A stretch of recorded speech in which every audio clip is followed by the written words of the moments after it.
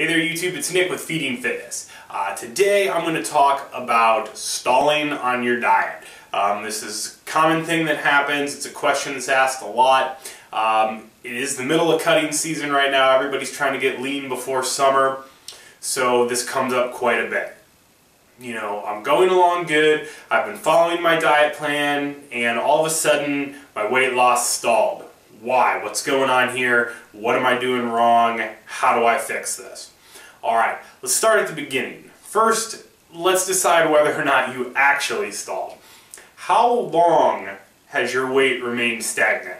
If you're one of those idiots that weigh themselves every day and you haven't lost any weight for 3 days, you didn't stall. You need to weigh yourself less and you need to not be so OCD.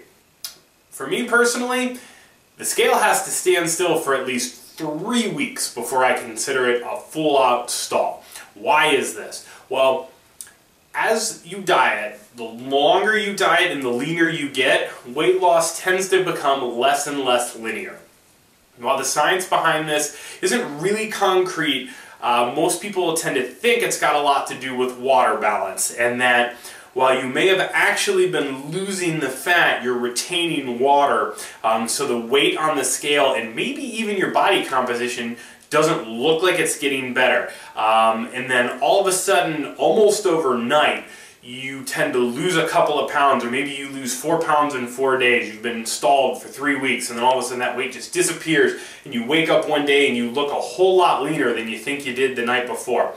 This isn't very uncommon. In bodybuilding circles, we call this a whoosh, and Lyle McDonald actually wrote a really good article on this. I'm going to link it in the description. Go ahead and give that a read. But it's for that reason I don't consider a stall to really be a stall until 3 weeks have gone by. So let's say you really are stalling. It's been 3 weeks, your weight has not moved down. Why is this? This can be for a couple of factors. The number one reason this is probably happening, and this is going to apply to almost 90% of you, you're screwing up your calculations of your calories. You're messing up your calorie count. You're not weighing all your foods. You're eyeballing some stuff. There's a meal here or there you're not keeping track of. You have a cheat day a week where you totally don't count macros. Something is happening in your weighing calculating process that is screwing you up. It can be as little as, rather than weighing a tablespoon of peanut butter when you put it on your sandwich, because a tablespoon of peanut butter weighs about 15 grams, you're actually using just a tablespoon and it's rounded at the top and you're licking the sides and then you're sticking your finger in the peanut butter jar. Now, yeah, that seems really insignificant. I gotta weigh my peanut butter. I can't use the tablespoon to measure it.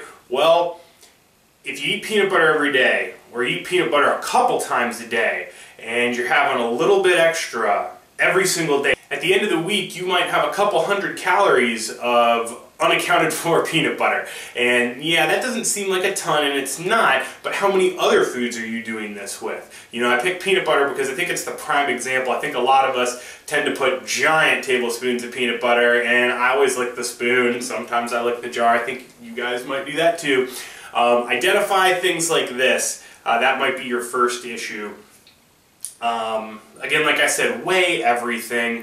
Don't trust anybody's serving size. If you're eating something and they say a serving size is 10 of whatever you're eating, don't trust them. They'll also put in grams what a serving size is.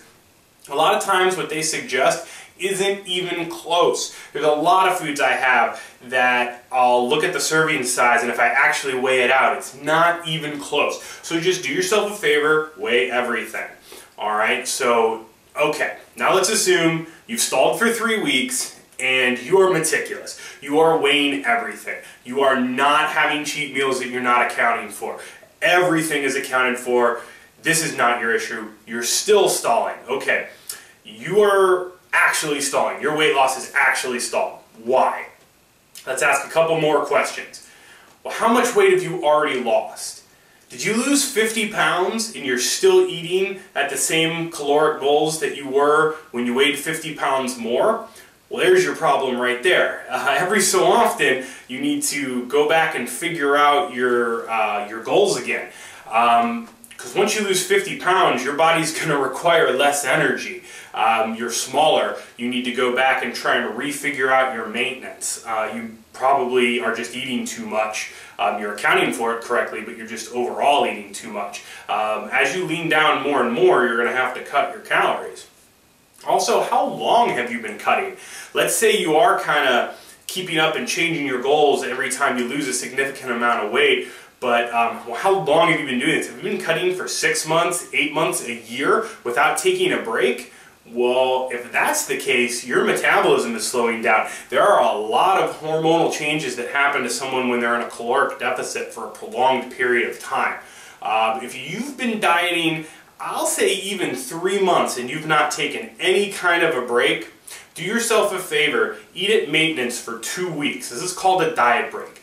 I generally don't recommend anybody diet for more than 3 or 4 months at a time without at least doing a 2-week diet break. One, it's going to help turn around some of these hormonal imbalances that can occur from dieting for lengthy periods of time.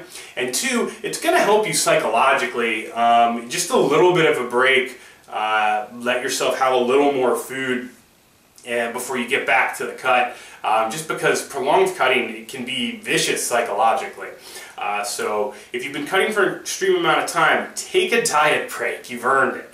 That's not to say that when the 2 weeks are over, you don't jump right back on and keep moving towards your goals. So that can also be a reason why you're going to stall out.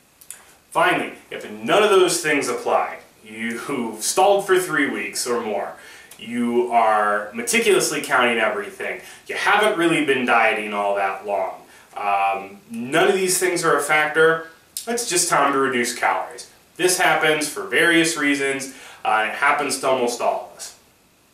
So if this is the case for you, take what you're eating now, reduce it by about 10%.